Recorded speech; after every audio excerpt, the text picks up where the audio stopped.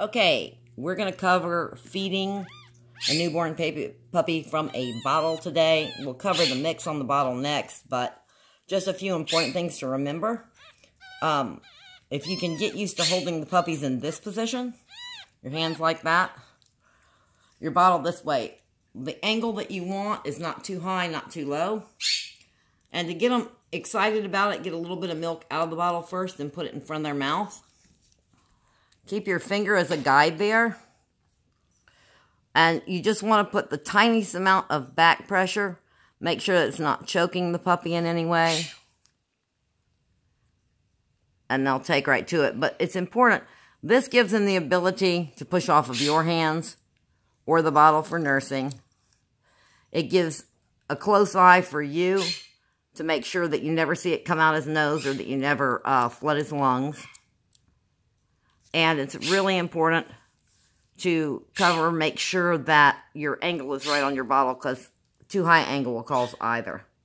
A lot of people try and hold them different ways or feed them with eyedroppers. It's just too difficult.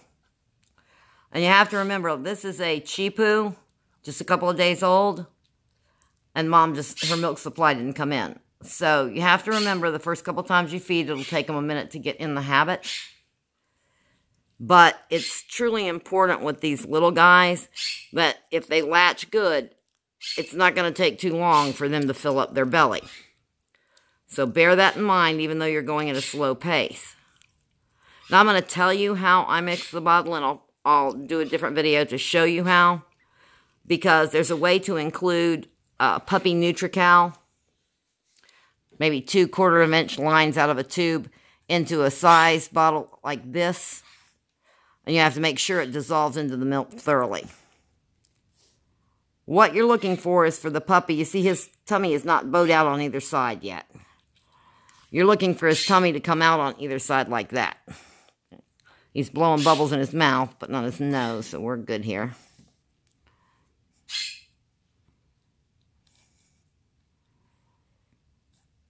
He's starting to think that he's maybe getting full. And when they're relaxed about feeding, it's just a breeze. Every 2 hours, for at least the first 10 to 14 days is what I do.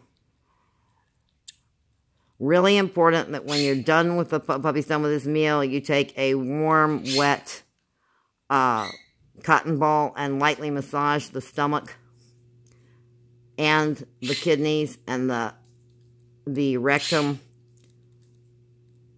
just so you can create the ability for them to empty their bowels and bladder. They may not empty their bowels every time, especially a little guy born this small, but it should be every other time. I rub the kidneys backwards like this. And then if I had my cotton ball, which I don't at this second, it would be a circular motion around the stomach. A little bit of light warm wherever the pee-pee is, male or female, with the cotton ball, and then with the tail up a tiny bit and jiggle the rectum, and then you will get the desired result. So this is the kind of belly you want on. You see how it comes out on either side like this? You don't really want to stop until they've at least consumed a belly like that worth of milk. Okay, and then, like I say, some other tricks that are simple that I'll try and cover in another video. One is that with this type bottle and this size puppy, most people use needles or safety pins to make your holes. The best thing you can use to make a hole in a nipple like this is a toothpick. Toothpick are just enough wider than the others. And this is about the kind of flow you want. With pressure, it should be. See the pressure I've got on it? So you're only going to put about this much pressure, so it just comes when you're feeding him. You just want it to be dripping out. But you want to have the capability of it to do that if they have stronger suction. I usually put one hole in the top and the 2 bottom sides. Also, whenever you fill their bottle, don't fill it all the way full. It makes it much harder on your hands to contract. And again, if you're filling up to here with milk, then just 2 little lines of the Nutrical Puppy Cow in the tube about that size, and shake it really thoroughly. Last thing to remember, if you've got a puppy, you don't want to give them diarrhea, but if you've got a puppy, in the beginning they have a lot of debris in their bowels. So if it's not emptying, what you want to do is to take one single drop of K-Rose syrup on your finger. You can either mix it in the bottle of milk, more effective, a tiny drop on your finger and get it inside their mouth.